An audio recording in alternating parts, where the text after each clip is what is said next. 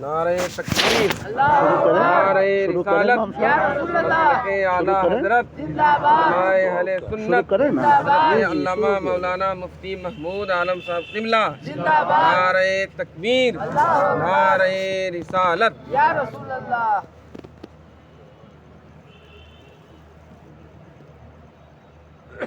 السلام علیکم ورحمۃ اللہ وبرکاتہ۔ وعلیکم السلام ورحمۃ اللہ وبرکاتہ۔ الحمد للہ رب العالمین، والصلاة والسلام علی سید الانبیاء والمرسلین، وعلی آلہ وصحبہ اجمعین، ایک سو آتا ہے اما بعد، تب بھی کام چل جاتا۔ فاعوذ باللہ من الشیطان الرجیم، بسم اللہ الرحمن الرحیم، قل هو اللہ احد اللہ الصمد لم یلد ولم یولد ولم یکن له کفوا احد۔ آمنت باللہ صدق اللہ مولانا العظیم وصدق رسولہ النبی الامین الکریم۔ انتہائی احترام و عقیدت کے ساتھ گھر میں رکھا ہوا ہے نا، مولا ہے اپنے آقا کے دربار گوہربار میں درود و سلام کی نظر پیش کیجیے۔ اللہم صل علی سیدنا و مولانا محمد معظم الجود والکرم، وعلی آلہ وصحبہ وبارک وسلم، صلاۃ و سلاما علیک یا رسول اللہ۔ رفیقان گرامی، آج کی اس مجلس کا اہتمام عالی جناب الحاج محمد عالم صاحب اور ان کے بھائی کی طرف سے کیا گیا ہے۔ ہر سال وہ اپنے والد مرحوم صوفی عبدالعزیز صاحب کی برسی منعقد کرتے ہیں۔ کئی سال کی اسی روایت کو جاری رکھتے ہوئے حاجی صاحب نے امسال بھی اپنے دولت کدے پہ اپنے والد مرحوم کی فاتحہ کی برسی منعقد کی ہے۔ دعا کر لیجئے اللہ رب العزت اس مجلس ذکر کو قبول فرما کر ان کے والد مرحوم کے گناہوں کو معاف فرمائے، انہیں جنت الفردوس میں جگہ عطا فرمائے اور اللہ پاک ان کا انجام بخیر فرمائے۔ 10:15 بج چکے ہیں، 11 بجے یہ محفل مکمل ہو جائے گی اور آپ حضرات حاجی صاحب کی مہمان نوازی کا لطف اٹھا کر اپنے گھروں کو تشریف لے جا سکیں گے۔ درود پاک پیش کریں۔ اللہم صل علی سیدنا و مولانا محمد معدن الجود والکرم، وعلی آلہ وصحبہ وبارک وسلم، صلاۃ و سلاما علیک یا رسول اللہ۔ عزیزان گرامی، اس میں کوئی شک نہیں ہے کہ ہمارا ایک خالق ہے، ہمارا ایک مالک ہے، وہی کائنات کے ذرے ذرے کو وجود بخشتا ہے اور اسی کی رحمتوں کے سہارے ہماری اور دنیا کی تمام مخلوقات کی زندگی کا سفر آگے کی طرف رواں دواں ہوتا ہے۔ سبحان اللہ سبحان اللہ۔ میں نے اسی تعلق سے قرآن مقدس کی آیت شریفہ پڑھی ہے۔ اللہ پاک ارشاد فرماتا ہے قل هو اللہ احد، اے حبیب آپ فرما دو کہ اللہ ایک ہے، اللہ الصمد، اللہ بے نیاز ہے، لم یلد، اس کی کوئی اولاد نہیں، ولم یولد، وہ کسی کی اولاد نہیں، وَلَمْ يَكُنْ لَهُ كُفُوًا أَحَدٌ، اور کائنات کی کوئی بھی شے اللہ کے برابر نہیں، اللہ کے مماثل نہیں۔ بے شک سبحان اللہ۔ میرے بھائیوں، اس سورہ کو سورہ اخلاص کہتے ہیں، یعنی خالص اللہ کی وحدانیت اور اللہ کی شان پر یہ سورہ مبارکہ مشتمل ہے۔ اس لیے اس سورہ مبارکہ کی شان بھی اللہ نے بہت بلند فرمائی ہے۔ انہا تعدل ثلث القرآن، یہ سورہ 1/3 قرآن کے برابر ہے، یعنی کوئی ایک بار پڑھتا ہے تو اسے 1/3 قرآن پڑھنے کا ثواب دیا جاتا ہے، 2 بار پڑھتا ہے تو 2/3 قرآن پڑھنے کا ثواب ملتا ہے، اور کوئی 3 بار اسے پڑھ لے تو اللہ پاک مکمل قرآن پڑھنے کا ثواب عطا فرماتا ہے۔ درود شریف پڑھیں، اللہم صلی علی سیدنا و مولانا محمد معدن الجود والکرم وعلی آلہ وصحبہ وبارک وسلم، صلاۃ و سلاما علیک یا رسول اللہ۔ پھر محبت سے درود پاک پیش کریں، اللہم صلی علی سیدنا و مولانا محمد معدن الجود والکرم وعلی آلہ وصحبہ وبارک وسلم، صلاۃ و سلاما علیک یا رسول اللہ۔ جب اللہ کی شان اور اس کی عظمت کا تذکرہ ہوتا ہے تو سب سے پہلا شبہہ جو عقل پرستوں کے دلوں میں پیدا ہوتا ہے کہ اگر اللہ موجود ہے تو ہمیں نظر کیوں نہیں آتا ہے؟ سمجھ رہے ہیں؟ آج تک ہمارے پیغمبر کے سوا کسی نے خدا کی ذات کا مشاہدہ نہیں کیا، تو اگر وہ موجود ہوتا تو کسی نہ کسی کو تو نظر آتا، کوئی نہ کوئی تو ذات الہی کا مشاہدہ کرتا۔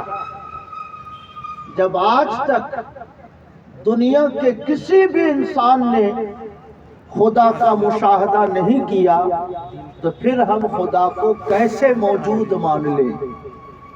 یہ سب سے پہلا شبہہ انسانی دماغ میں پیدا ہوتا ہے۔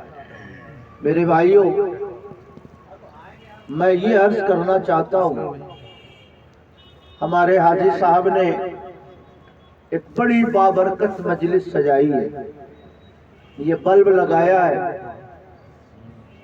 اس کا واٹ 50 واٹ ہوگا، 100 واٹ ہوگا، 200 واٹ ہوگا۔ اگر وہ 1000 واٹ کا بلب یہاں پہ لگا دیتے تو ہم میں سے کوئی اس بلب کو نہیں دیکھ سکتا تھا۔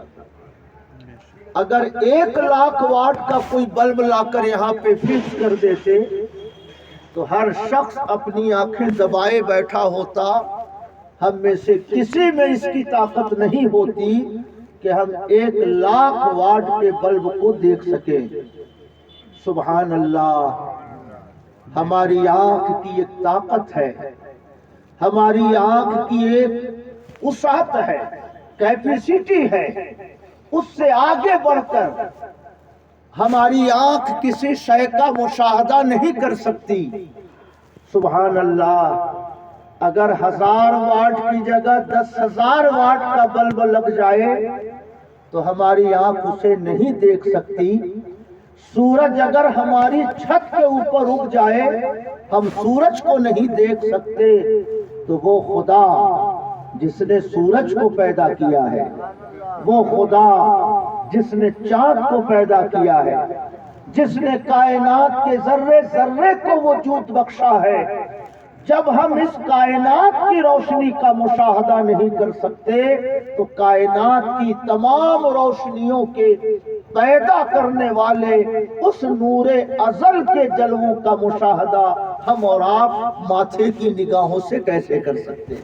سبحان اللہ سبحان اس لیے میرے بھائیوں، ہماری کمزوری کے سبب اللہ نے اپنی ذات کو ہماری نگاہوں سے چھپا رکھا ہے، کیونکہ ہمارے اندر چھمتا نہیں ہے، ہمارے اندر طاقت نہیں ہے۔ سبحان اللہ، اللہ کے جلیل القدر پیغمبر حضرت موسیٰ نے عرض کیا، رب ارنی، اے میرے مولا میں تیری ذات کو دیکھنا چاہتا ہوں، تو کیسا ہے، تیری شان کیسی ہے، تیرا مرتبہ کیسا ہے۔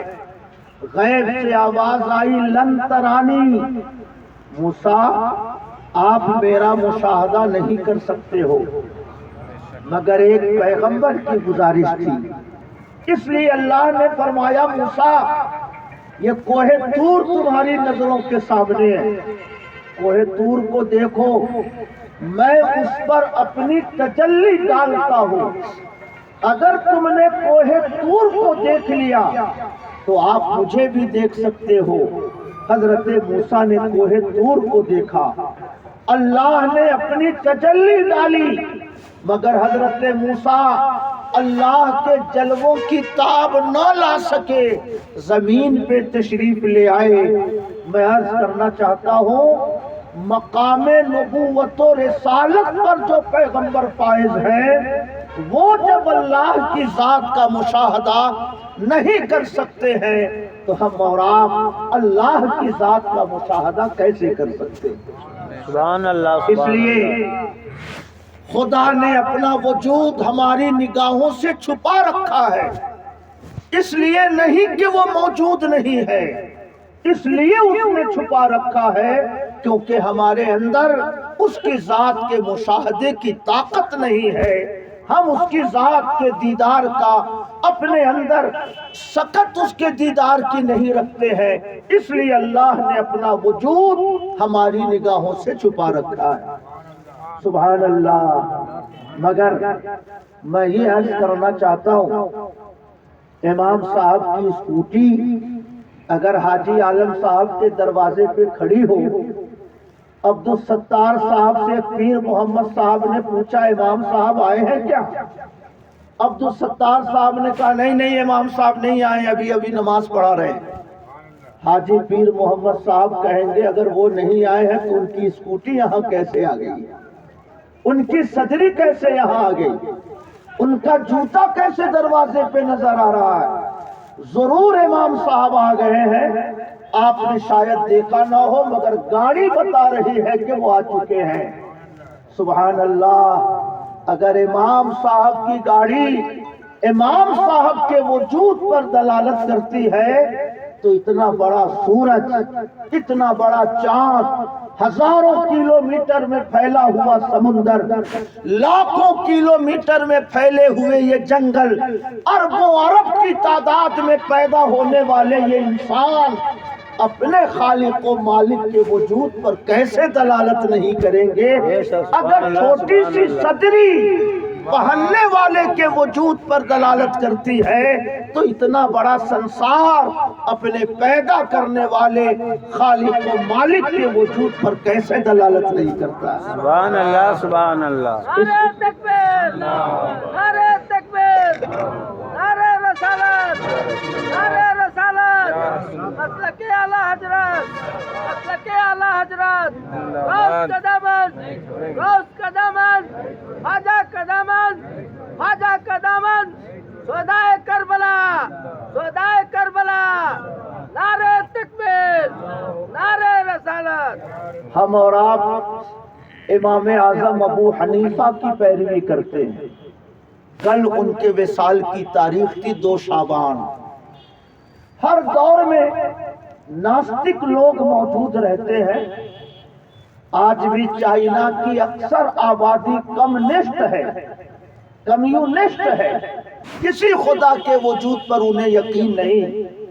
माजी में भी हजारों ऐसे लोग होते थे जो इल्हाद के कायल थे, किसी खुदा के वजूद का वो इकरार नहीं करते थे। इमाम आजम अबू हनीफा, हम और आप जिनकी पैरवी करते हैं, हमारे और आपके वो इमाम हैं। सुभान अल्लाह।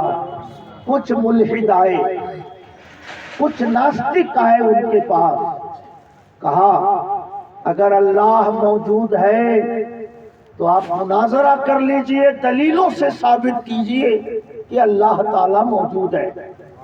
इमाम आजम ने फरमाया वक्त तय कर लीजिए, मुनाजरे की जगह तय कर लीजिए, मैं आऊंगा और इंशाअल्लाह मैं दलीलों से साबित करूंगा कि हमारा परवरदिगार मौजूद है।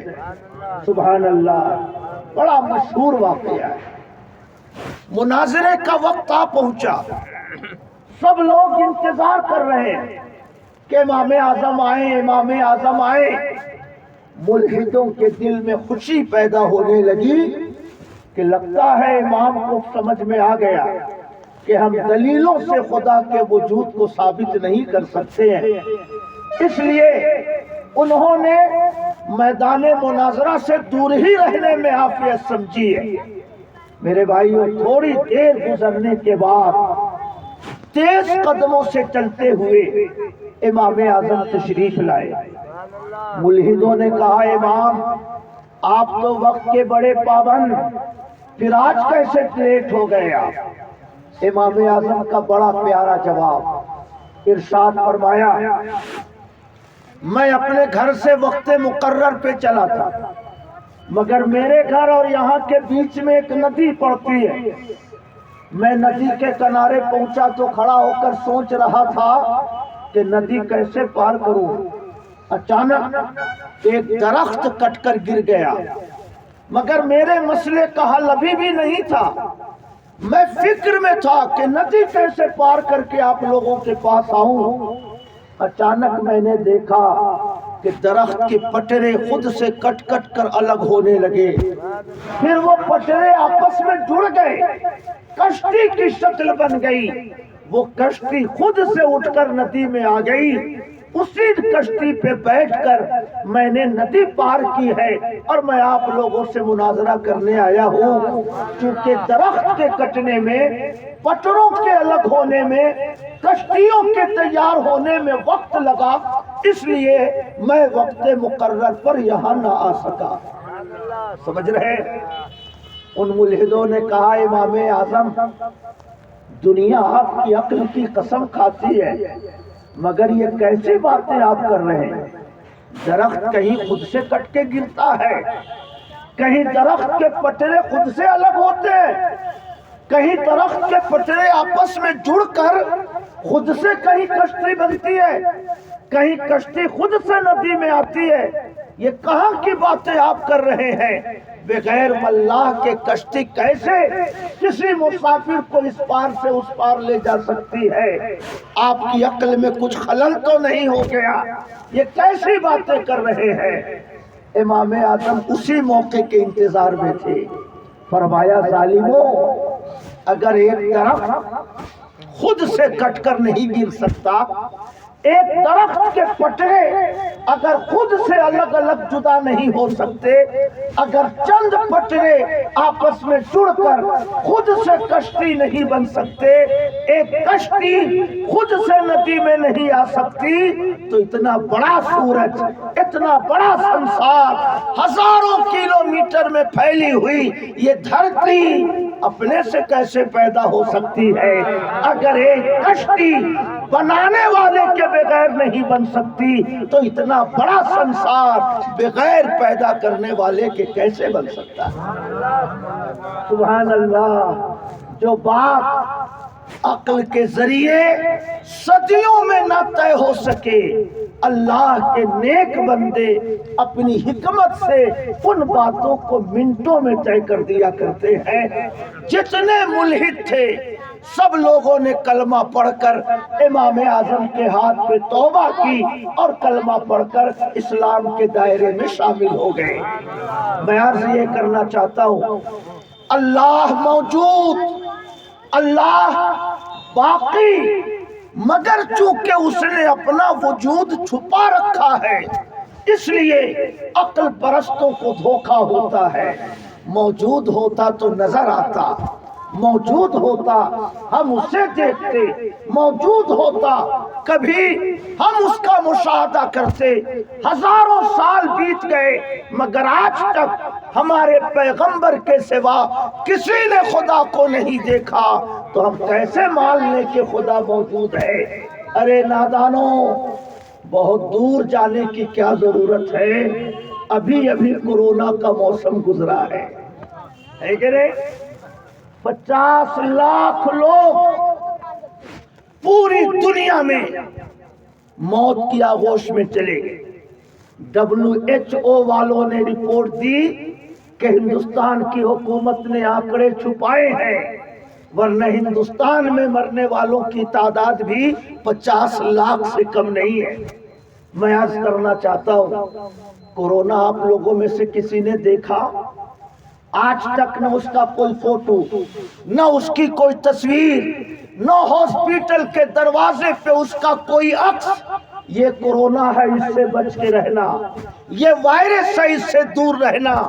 न साइंसदानों ने देखा, न हमने देखा, न मरीजों ने देखा, न तीमारदारी करने वालों ने देखा, मगर सुभान अल्लाह कितना खौफनाक कि इंसान अपने दोस्तों से मिलते हुए डरता था, अपने रिश्तेदारों से गुफ्तगू करते हुए मिलता था। बाप मर गया मगर कोई कब्र में उतारने को तैयार नहीं, शौहर मर गया बीवी हाथ लगाने को तैयार नहीं, डॉक्टर करीब आने को तैयार नहीं। सुभान अल्लाह, अगर नजर आए बगैर कोरोना इंसानी मुआशरे पर इतना असरअंदाज हो सकता है तो कोरोना जैसी हजारों मखलूकात का पैदा करने वाला नजर आए बगैर इंसानों की तकदीर का फैसला क्यों नहीं कर सकता? सुभान अल्लाह, सुभान अल्लाह। मोहब्बत से कहिए सुभान अल्लाह। इसलिए मेरे भाइयों, कुल हुवल्लाहु अहद, ऐ हबीब आप फरमा दीजिए कि अल्लाह एक है, मौजूद है और एक है। सुभान अल्लाह।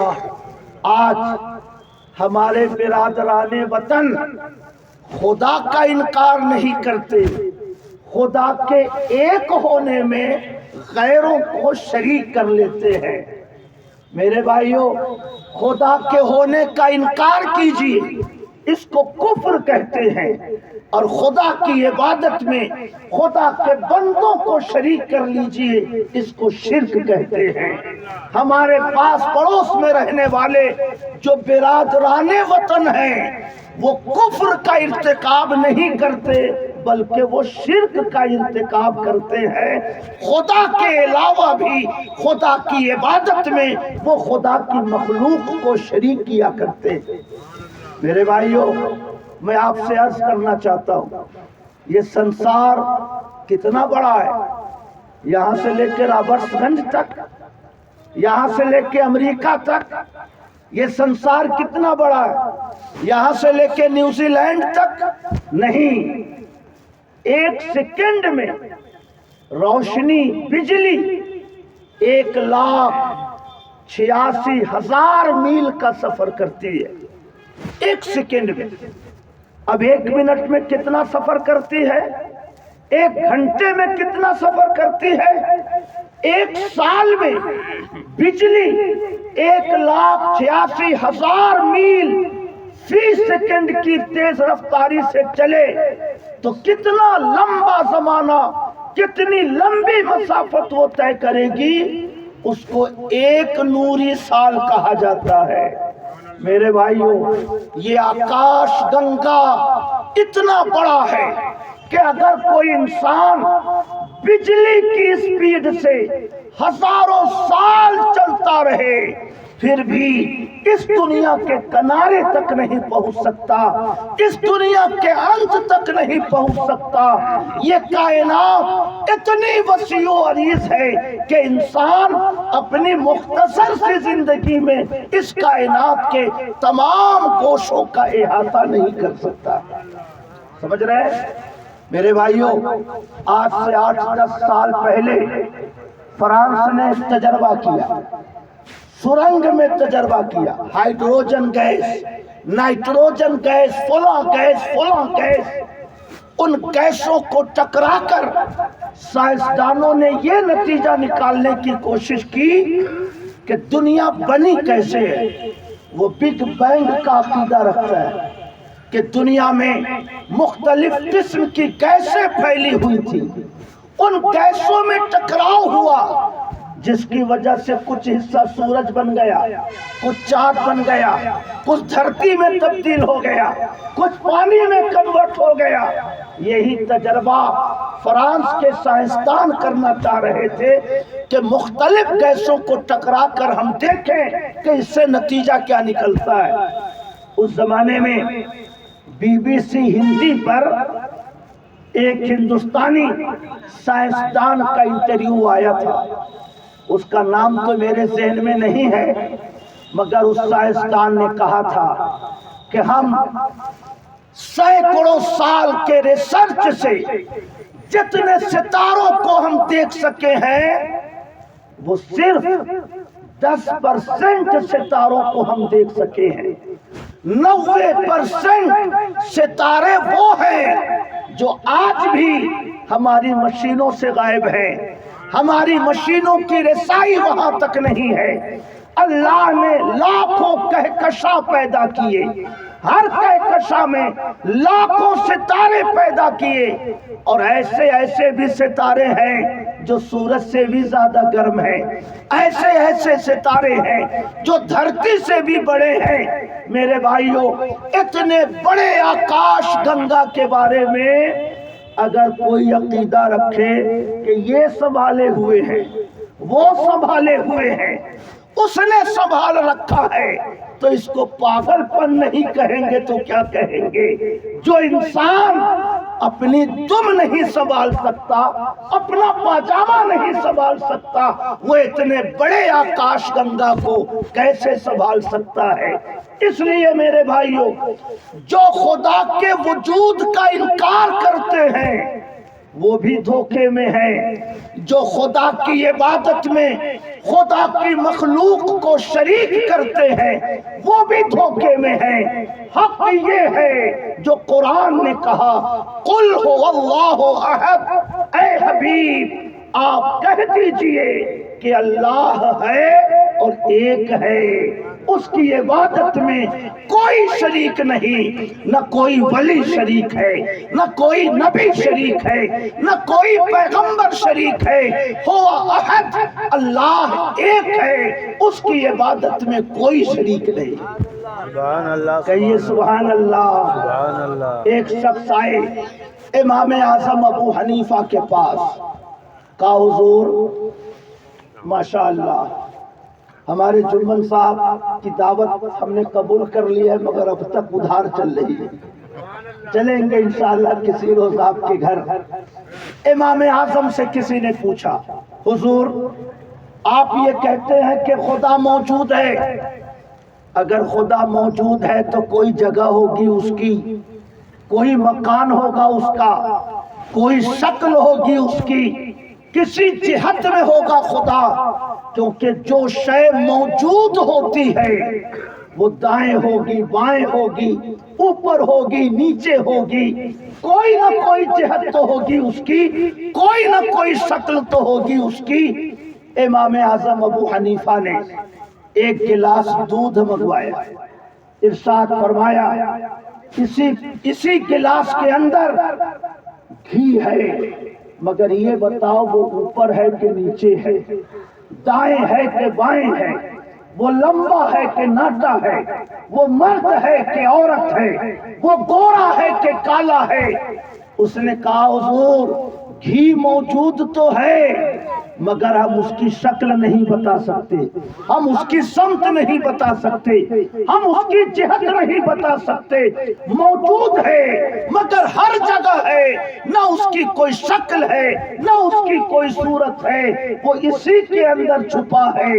امام اعظم نے فرمایا نادان، ایک چھوٹی سی مخلوق کی تم شکل نہیں طے کر پا رہے ہو، جہت نہیں طے کر پا رہے ہو، مکان نہیں طے کر پا رہے ہو، تو ایسے کروڑوں مخلوقات کا جو پیدا کرنے والا ہے اس کی شکل و صورت طے کرنے کی کوشش میں تم کیوں لگے ہوئے ہو؟ محبت سے کہیے سبحان اللہ۔ اس لیے میرے بھائیوں میں آپ سے عرض کرنا چاہتا ہوں، نیٹ ورک، موبائل کا نیٹ ورک برقی ریس کے ذریعے ہم میں سے ہر انسان کے پاکٹ میں موبائل ہے، اور ہم میں سے ہر انسان کا mobile Jio, B S N L اور ایئرٹیل کے نیٹ ورک سے جڑا ہے نا ایسا؟ سبحان اللہ۔ کوئی بھی شخص نہیں جو اس کمپنی کے نیٹ ورک کے دائرے سے باہر ہو، کوئی ایسا انسان نہیں جو برقی لہروں کے دائرے سے باہر ہو۔ سبحان اللہ۔ کوئی لندن سے فون کرے، کوئی جرمنی سے فون کرے، کوئی تھائی لینڈ سے فون کرے، مگر وہ برقی ریس ہمارے موبائل کو تلاش کر لیتے ہیں اور فون کرنے والے کے فون کو ہمارے موبائل تک پہنچا دیتے ہیں۔ میں آپ سے پوچھوں، یہ برقی لہریں، یہ ریس، یہ شعاع جس کے ذریعے ٹیلی ویژن چل رہا ہے، جس کے ذریعے موبائل کا یہ نظام چل رہا ہے، جس کے ذریعے انٹرنیٹ کا یہ سسٹم روا دوا ہے، بتاؤ وہ اوپر ہے کہ نیچے ہے، دائیں ہے کہ بائیں ہے، لمبا ہے کہ ناٹا ہے، وہ کسی کا بیٹا ہے کہ کسی کا باپ ہے، وہ سویا ہوا ہے کہ جگا ہوا ہے۔ میرے بھائیوں، آپ میں سے کوئی نہیں بتا سکتا وہ اوپر ہے کہ نیچے ہے، وہ گورا ہے کہ کالا ہے، وہ باپ والا ہے کہ بیٹا والا ہے۔ میں عرض کرنا چاہتا ہوں رینو کوٹ کے مسلمانوں، جب اس سنسار میں ایسی ہزاروں مخلوقات ہیں جو موجود ہیں مگر اس کی کوئی شکل نہیں، اس کی کوئی جگہ نہیں، اس کی کوئی جہت نہیں، اس کا کوئی مکان نہیں، جب مخلوقات مکان، جہت اور شکل و صورت سے پاک ہے تو ان مخلوقات کو پیدا کرنے والا خدا شکل و صورت سے پاک کیوں نہیں ہو سکتا؟ محبت سے کہیے سبحان اللہ۔ سبحان اللہ۔ اس لیے میرے بھائیوں، لم یلد ولم یولد، نہ وہ کسی کا بیٹا ہے نہ اس کا کوئی بیٹا ہے۔ سبحان اللہ۔ امام صاحب کی پاکٹ میں موبائل، نہ یہ کسی کا بیٹا ہے نہ اس کا کوئی بیٹا ہے۔ ہمارے جسم میں نہ روح کا کوئی بیٹا ہے نہ روح کسی کا بیٹا ہے۔ ہماری آنکھوں میں روشنی، نہ روشنی کسی کا بیٹا ہے نہ روشنی کسی کا باپ ہے۔ میں عرض کرنا چاہتا ہوں یہ ہوائیں، یہ آکسیجن، یہ مختلف گیسیں نہ کسی کا بیٹا ہے نہ کسی کا باپ ہے۔ میں عرض کرنا چاہتا ہوں اگر مخلوقات اس قسم کے رشتوں سے محفوظ ہو سکتی ہے تو ان مخلوقات کا پیدا کرنے والا خدا بیٹے، باپ، بیوی، شوہر اور اس قسم کے دنیاوی رشتوں سے ہمارا خدا محفوظ کیوں نہیں ہو سکتا؟ سبحان اللہ. لم یلد ولم یولد، نہ اس کی کوئی اولاد ہے نہ وہ کسی کی اولاد ہے، کیونکہ باپ بیٹے کا رشتہ، شوہر بیوی کا رشتہ یہ انسانوں کے درمیان ہوتا ہے۔ جو انسان کا خالق ہو وہ اس قسم کے رشتوں سے بے نیاز ہوتا ہے، وہ اس قسم کے رشتوں سے بلند و بالا ہوا کرتا ہے۔ سبحان اللہ۔ اس لیے کرسچن حضرت عیسیٰ کو خدا کا بیٹا کہتے ہیں، ہم اسے شرک کہتے ہیں، اللہ کا کوئی بیٹا نہیں۔ کرسچن حضرت مریم کو خدا کی بیوی کہتے ہیں، ہم اسے شرک کہتے ہیں۔ خدا کی کوئی بیوی نہیں، خدا کا کوئی بیٹا نہیں۔ بیٹا، شوہر، بیوی یہ رشتے مخلوقات کے رشتے ہیں، خالق کا رشتہ نہیں ہے۔ خالق کا رشتہ یہ ہے کہ وہ سب کا مالک ہے اور ساری دنیا اس کی ملکیت میں ہے، وہ جیسا چاہے اپنے ملک میں عمل فرمائے، کسی کو بھی اس کے فیصلوں پہ اعتراض کرنے کا کوئی حق نہیں ہے۔ سبحان اللہ۔ میرے بھائیوں، رہ گئی یہ بات کہ کیا خدا عرش پر ہے، کیا خدا آسمان پر ہے، کیا خدا جنت پر ہے؟ میرے بھائیوں، ایک فرقہ گزرا ہے مسلمانوں کی تاریخ میں جس کو فرقہ مجسمہ کہا جاتا ہے۔ وہ اللہ کے بارے میں عقیدہ رکھتا تھا کہ خدا جسم والا ہے، خدا عرش کے اوپر بیٹھا ہوا ہے، کرسی لگی ہوئی ہے عرش پر، ایک کرسی پہ وہ بیٹھا ہے، ایک کرسی خالی ہے۔ جب میدان حشر قائم ہوگا تو اس کے اوپر اپنے آخری پیغمبر کو بیٹھائے گا۔ میرے بھائیوں، اسلام کا نظریہ ہے لیسا کمثلہ شیء، اس کی طرح کوئی چیز نہیں ہے۔ انسان مکان پر ہوتا ہے، انسان کسی سمت میں ہوتا ہے، انسان کسی کے آگے پیچھے ہوتا ہے۔ اللہ عرش کا خالق ہے، عرش کے اوپر بیٹھا ہوا نہیں ہے۔ اللہ عرش کا مالک ہے، عرش کے اوپر بیٹھا ہوا نہیں ہے، کیونکہ بیٹھا ہوا ہونا یہ مخلوقات کی صفت ہے۔ خدا اٹھنے سے بھی پاک ہے، خدا بیٹھنے سے بھی پاک ہے۔ سمجھ رہے ہیں؟ اس لیے قرآن شریف میں آیا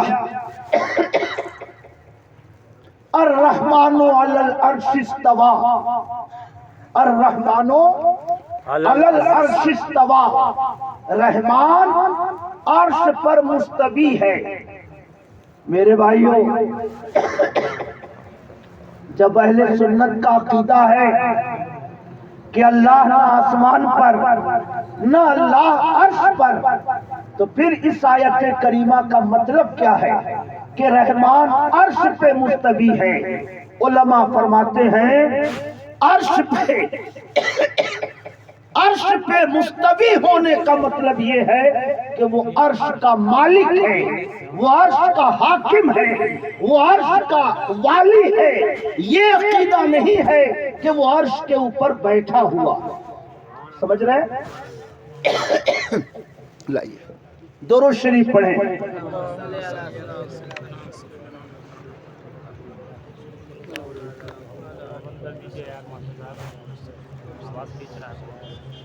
درود شریف پڑھیں۔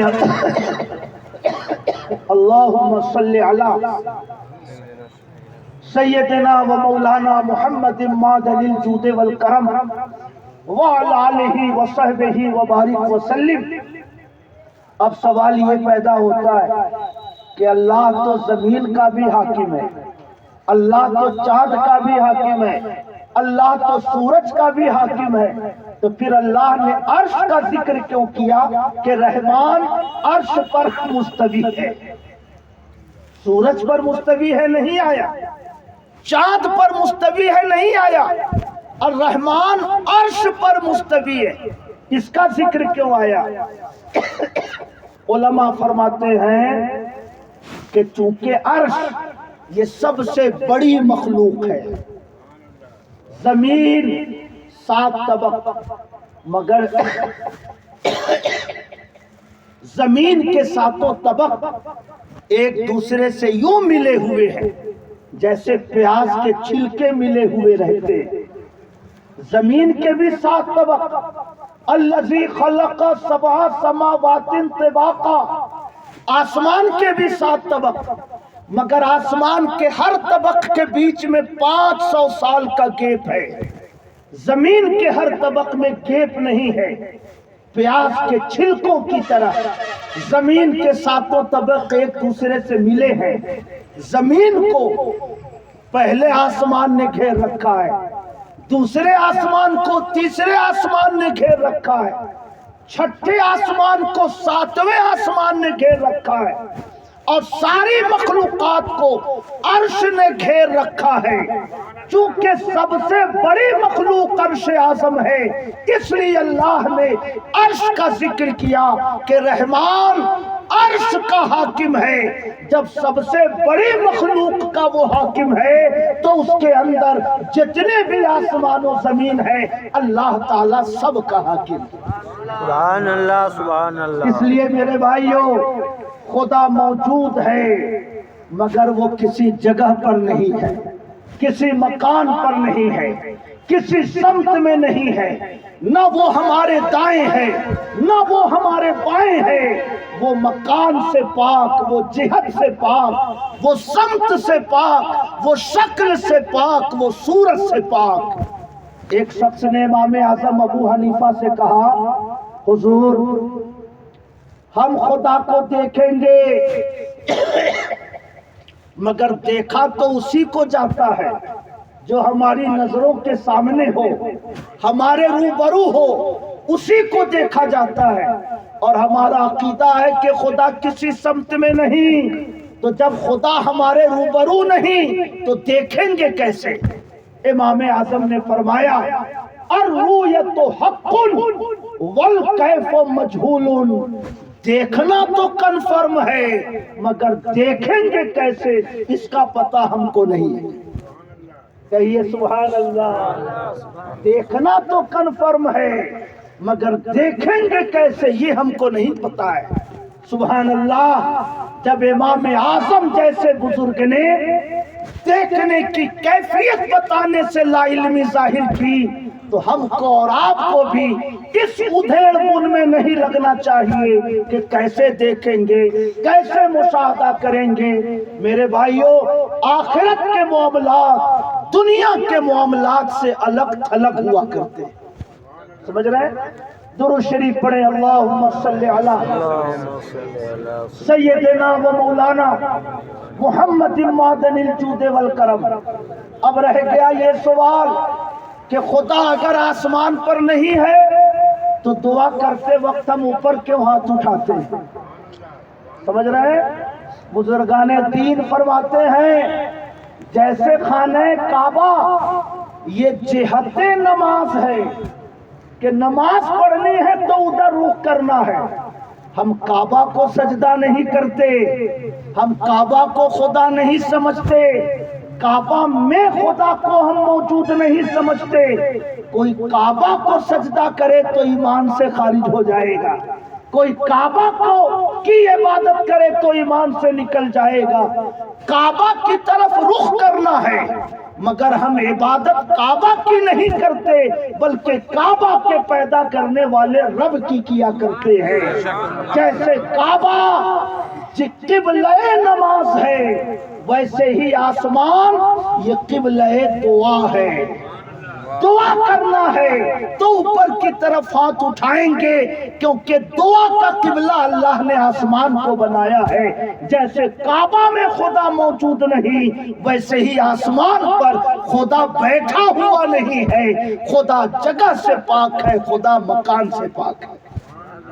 कहिए सुभान अल्लाह। मेरे भाइयों, یہ وہابیت جہاں سے آپ بچوں کو بلوا کر قرآن خوانی کرواتے ہیں اور مولوی صاحب کو دبے پاؤں اپنے گھر لے جا کر تعویذ لکھواتے ہیں اور یہ سمجھتے ہیں کہ تعویذ ہی لکھوا لیا تو کیا ہوا، وہ بھی قرآن پڑھتے ہیں یہ بھی قرآن پڑھتے ہیں۔ وہابیت کا جو بانی ہے ابن تیمیہ، یہ 728 ہجری میں دنیا سے رخصت ہوا۔ غوث اعظم کا انتقال 561 ہجری میں، 661 761 یعنی غوث اعظم سے 100-150 سال کے بعد شیخ احمد ابن تیمیہ، ان کا بھی عقیدہ یہی تھا کہ خدا پاؤں والا ہے، خدا ہاتھ والا ہے، خدا عرش پر بیٹھا ہوا ہے۔ جب قیامت قائم ہوگی تو 2 کرسی لگے گی، ایک کرسی پر خدا خود بیٹھے گا اور ایک کرسی پر اپنے آخری پیغمبر کو بیٹھائے گا۔ وہابیت کا جو بانی ہے ابن تیمیہ، وہ بھی یہی عقیدہ رکھتا تھا کہ خدا عرش پر بیٹھا ہوا ہے۔ اس نے ایک دن جمعہ کا خطبہ دیتے دیتے ممبر سے اتر کر کہا کہ جب شب برات کی رات آتی ہے تو جیسے میں ممبر سے اتر کر نیچے آ رہا ہوں، ایسے ہی خدا شب برات کی شب میں عرش سے اتر کر آسمان دنیا پر آتا ہے۔ سمجھ رہے؟ اس زمانے کے علماء نے وہاں کے بادشاہ کو شکایت کی کہ یہ خدا کو ہاتھ والا کہتا ہے، خدا کو پاؤں والا کہتا ہے، خدا کو کرسی پہ بیٹھا ہوا کہتا ہے۔ اس زمانے کے بادشاہ نے عالموں سے مناظرہ کروایا، ابن تیمیہ کو شکست ہو گئی، اس نے توبہ کیا مگر دوبارہ وہی فتویٰ دینے لگا، خدا جسم والا ہے، خدا پاؤں والا ہے، خدا ہاتھ والا ہے۔ دوبارہ بادشاہ کو شکایت ہوئی، بادشاہ نے اس کو جیل میں ڈال دیا۔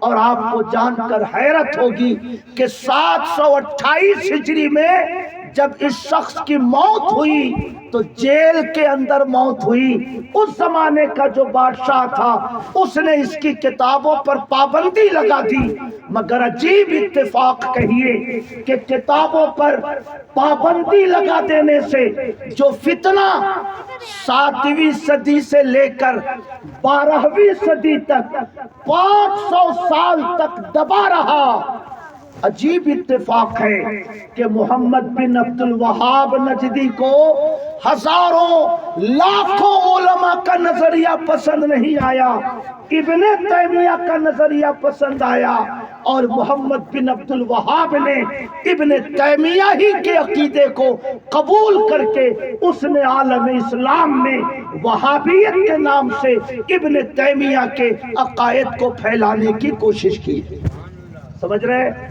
اب اگر تبلیغی جماعت والے کہیں کہ چلو مسجد میں خدا بیٹھا ہے، چلو کعبہ میں خدا بیٹھا ہے، تبلیغی جماعت والے کہیں چلو چلو اللہ عرش پہ بیٹھا ہے، تو ہمارے دیہاتی بھائی بھی ڈنڈا لے کے دوڑائیں گے، اس کو جوتا لے کے دوڑائیں گے۔ پاگل، ہم بچپن سے جانتے ہیں کہ خدا کا نہ کوئی مکان ہے، خدا کی نہ کوئی جگہ ہے، نہ خدا کی کوئی شکل و صورت ہے، تو کیسے کہتا ہے کہ خدا بیٹھا ہے؟ لوگ ڈنڈا لے کے دوڑائیں گے، اس لیے وہ ان عقیدوں کو ظاہر نہیں کرتے، یہ کہتے چلو چلو نماز سیکھنے چلو، چلو چلو دین سیکھنے چلو۔ نام دین کا ہوتا ہے مگر مقصد ابن تیمیہ کے عقیدے کو مسلمانوں کے دلوں میں اتارنا ان کا اہم مشن ہوا کرتا ہے۔ سمجھ میں آ رہی ہے بات؟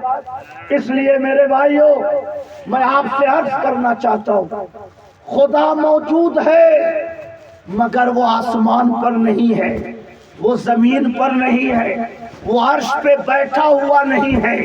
سبحان اللہ، جیسے روح ہمارے جسم میں ہے مگر نہ آپ یہ کہہ سکتے ہیں کہ اوپر ہے، نہ یہ کہہ سکتے ہیں نیچے ہے، نہ یہ کہہ سکتے ہیں دائیں ہے، نہ یہ کہہ سکتے ہیں کہ میرے بدن کے بائیں ہے، نہ یہ کہہ سکتے ہیں کہ میری روح لمبی ہے، نہ یہ کہہ سکتے ہیں کہ میری روح ناٹی ہے، نہ یہ کہہ سکتے ہیں کہ میری روح مرد ہے، نہ یہ کہہ سکتے ہیں کہ میری روح عورت ہے، نہ یہ کہہ سکتے ہیں کہ میری روح گوری ہے، نہ یہ کہہ سکتے ہیں کہ میری روح کالی ہے۔ مسلمانوں، تمہارے جسم میں جو روح دوڑ رہی ہے، جب اس کا کوئی مکان نہیں تو روح کے پیدا کرنے والے خدا کا کیسے مکان ہو سکتا ہے؟ خدا کی شکل کیسے ہو سکتی ہے؟ خدا کی کوئی صورت کیسے ہو سکتی ہے؟ سبحان اللہ، محبت سے کہیے سبحان اللہ۔ سبحان اللہ۔ اس لیے ہاتھ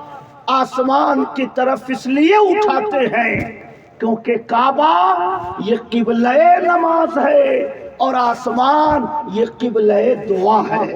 دعا کرنی ہوگی تو ہم اوپر ہاتھ اٹھائیں گے، سر جھکانا ہوگا تو ہم ادھر سر جھکائیں گے۔ کہیے سبحان اللہ۔ قل هو اللہ احد، اے حبیب آپ فرما دیجئے کہ اللہ ایک ہے۔ اللہ الصمد، اللہ بے نیاز ہے۔ لم یلد، نہ اس کی کوئی اولاد ہے، وَلَمْ یولد، نہ وہ کسی کی اولاد ہے، وَلَمْ یَکُن لَهُ کُفُوًا احد، نہ دنیا کی کوئی بھی شے اس کے برابر ہے۔ وہ سب سے الگ ہے، وہ سب سے جدا ہے، وہ کائنات کے ذرے ذرے کا خالق ہے، مگر وہ باپ کسی کا نہیں ہے، وہ بیٹا کسی کا نہیں ہے، وہ شوہر کسی کا نہیں ہے۔ یہ سارے رشتے حیوانات کے ہوتے ہیں۔ حیوانات کا پیدا کرنے والا ان انسانی رشتوں سے بلند و بالا ہے۔ اس لیے علماء فرماتے ہیں کہ اگر کوئی عقیدہ رکھے کہ خدا آسمان پر ہے تو وہ گمراہ ہے۔ اگر کوئی عقیدہ رکھے کہ خدا عرش پر بیٹھا ہوا ہے تو وہ دین سے خارج ہے۔ یہاں تک کہ علماء نے کہا کہ اگر کسی سے کہیے، وہ کہے اوپر والا بہتر کرے گا، اوپر والا جانے، اوپر والا جانے، اگر وہ یہ سمجھ کر کہتا ہے کہ ہمارا خدا اوپر ہے نیچے نہیں ہے، تو وہ آدمی ایمان کے دائرے سے باہر نکل جائے گا۔ کہیے سبحان اللہ۔ وہ ہر جگہ ہے کا یہ مطلب نہیں کہ خدا ہر جگہ ہے۔ ہر جگہ ہے کا مطلب یہ ہے کہ خدا کی رحمت ہر جگہ ہے، خدا کا فضل ہر جگہ ہے، خدا کا علم ہر جگہ ہے، خدا کی شان کریمی ہر جگہ ہے۔ خدا کی نہ کوئی جگہ ہے، نہ خدا کا کوئی مکان ہے، نہ خدا کی کوئی شکل ہے، نہ خدا کی کوئی صورت ہے۔ کہیے سبحان اللہ۔ وقت میرے اندازے سے ختم ہو چکا ہے، مگر آخری بات، امام شافعی رحمت اللہ علیہ، ایک بڑھیا اس کے پاس تشریف لے گئے جو دھاگا کاٹ رہی تھی۔ اب نہ مشینیں بن گئی کہ مشینوں سے دھاگے بنتے ہیں، کپڑے سلے جاتے ہیں۔ اس زمانے میں لوگ روئی کو بانٹ بانٹ کر اس سے دھاگا بناتے تھے۔ اس لیے جو کھادی بھنڈار کی چادریں ہوتی ہیں موٹی موٹی ہوتی ہیں۔ میرے بھائیوں، ایک بڑھیا وہ دھاگا کاٹ رہی تھی چرخہ پر۔ امام شافعی رحمت اللہ علیہ پہنچے، فرمایا بڑھیا صرف دھاگا کاٹتی ہو یا اللہ کے بارے میں بھی کچھ عقیدہ رکھتی ہو؟ تو اس بڑھیا نے کہا پوچھئے کیا پوچھنا ہے؟ اس امام شافعی نے فرمایا یہ بتاؤ بڑھیا کہ اللہ موجود ہے کہ نہیں؟ اس بڑھیا نے کہا اسی چرخے سے میں جانتا ہوں کہ خدا موجود ہے۔ کہا کیسے؟ کہا میں اس کو چلاتی ہوں تو چلتا ہے، میں گھماتی ہوں تو گھومتا ہے، میں روک دیتی ہوں تو چرخا رک جاتا ہے۔ اگر میرے چلائے بغیر یہ چھوٹا سا چرخا نہیں چل سکتا تو چلانے والے کے بغیر یہ سورج کیسے چل سکتا ہے، یہ چاند کیسے چل سکتا ہے، ہوائیں کیسے چل سکتی ہیں، رات اور دن کا یہ نظام کیسے چل سکتا ہے؟ یہ چرخا مجھے بتاتا ہے کہ چلائے بغیر اگر چرخا نہیں چل سکتا تو چلانے والے کے بغیر اتنا بڑا سنسار کیسے چل سکتا؟ امام شافعی نے فرمایا بڑھیا یہ تو میں سمجھ گیا کہ خدا موجود ہے، چرخا سے تم کو سمجھ میں آتا ہے، مگر یہ بتاؤ کہ ایک ہے کہ دو؟ بنانے والا چلانے والا ایک ہے کہ دو؟ اس بڑھیا نے کہا بیٹا اسی چرخے سے مجھے پتا ہے کہ چلانے والا ایک ہے۔ کہا کیسے؟ کہا اگر میں اس کو ادھر گھماؤں اور ایک دوسرا آدمی ہو جو ادھر گھمائے تو چرخا ٹوٹ پھوٹ کے ختم ہو جائے گا، سمجھ رہے؟ میں اس کو ادھر گھماؤں اور کوئی دوسرا آدمی ادھر گھمائے تو چرخا ٹوٹ جائے گا۔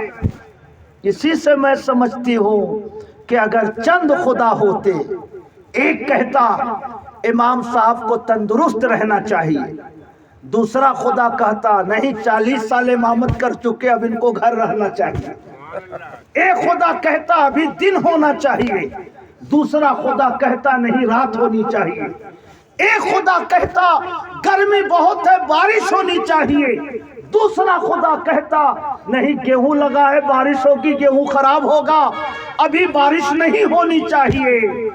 دنیا کا نظام تہس نہس ہو جاتا، دنیا کا نظام فساد کا شکار ہو جاتا۔ اس بڑھیا نے کہا کہ اگر دو چلانے والے ہوں تو یہ چرخا سلامت نہیں رہ سکتا، تو اگر سنسار کو چلانے والے بھی دو ہوتے تو یہ سنسار بھی سلامت نہ رہتا۔ سبحان اللہ، اسی کا تذکرہ اللہ نے قرآن میں فرمایا لَوْ كَانَ فِيهِمَا آلِهَةٌ إِلَّا اللَّهُ لَفَسَدَتَا۔ اے انسانوں، اگر آسمان و زمین میں اللہ کے سوا بھی چند خدا ہوتے تو آسمان و زمین تہس نہس ہو جاتے، آسمان و زمین فساد کا شکار ہو جاتے۔ مگر سبحان اللہ، آج سے 1000 سال پہلے اگر 20 فروری کو سورج 6:25 پہ اگتا تھا تو 1000 سال کے بعد آج بھی سورج 20 فروری کو 6:20 پہ اگتا ہے۔ 1000 سال پہلے اگر سورج 5:50 پہ ڈوبتا تھا 20 فروری کو تو 1000 سال کے بعد آج بھی سورج 20 فروری کو 5:50 پہ ڈوبتا ہے۔ کس نے سورج کو مسخر کر رکھا ہے؟ کس نے چاند کو مسخر کر رکھا ہے؟ اگر یہ سنسار اپنے طور سے چل رہی ہوتی، کبھی سورج پورب سے نکلتا، موسم ٹھیک نہ ہوتا تو اتر سے نکلتا، موسم خراب ہوتا تو دکھن سے نکلتا، سورج کے من میں آتا تو کبھی پچھم سے نکلتا، کبھی اس کا موڈ خراب ہوتا تو 24 گھنٹے نکلا ہوا ہی رہتا، کیونکہ جو چیز خود سے چلتی ہے وہ کسی سسٹم کا پابند نہیں ہوتی۔ مگر سبحان اللہ، سورج جتنے بجے نکلتا تھا آج بھی اسی منٹ پر نکلتا ہے، جتنے سیکنڈ پہ ڈوبتا تھا آج بھی اسی سیکنڈ پہ ڈوبتا ہے۔ یہ اس بات کا دلیل ہے کہ دنیا کا بنانے والا ہے، اور بنانے والا کئی ایک نہیں بلکہ هو اللہ احد، وہ خدا اکیلا ہے، وہ خدا تنہا ہے، نہ اس کی ذات میں کوئی شریک ہے، نہ اس کے صفات میں کوئی شریک ہے، نہ اس کی عبادت میں کوئی شریک ہے۔ محبت سے کہیے سبحان اللہ۔ میرے بھائیوں، یہ بہت کشادہ مضمون ہے۔ میں آپ سے وعدہ کرتا ہوں اگر پھر مہینے 2 مہینے 4 مہینے میں آنا ہوا تو انشاءاللہ اسی مضمون کو میں آگے بڑھاؤں گا، میں آپ کو سمجھاؤں گا کہ اہل سنت جس توحید پر عقیدہ رکھتے ہیں اس توحید کا مطلب کیا ہے، اور وہابی جس توحید کو مانتے ہیں اس توحید کا مطلب کیا ہے۔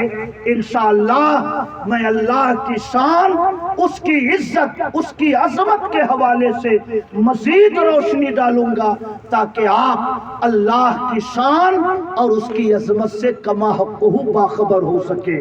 میں بہت شکر گزار ہوں آپ حضرات کا کہ آپ سب نے 1 گھنٹے کے قریب میری کچھ ضروری باتیں سماعت کی ہیں۔ اللہ پاک اس مجلس کو قبول فرمائے۔ ہمارے حاجی عالم صاحب اور ان کے بھائی نے بہت محبت سے یہ مجلس سجائی ہے۔ اللہ پاک اس مجلس کو قبول فرما کر ان کے والد مرحوم صوفی عبدالعزیز صاحب کے گناہوں کو معاف فرمائے، اور اللہ تعالی انہیں جنت الفردوس میں جگہ عطا فرمائے۔ وما علینا الا البلاغ، استغفر اللہ ربی من کل ذنب واتوب الیہ۔ کھڑے ہو کر اپنے آقا کی بارگاہ میں صلاۃ و سلام پیش کیجیے۔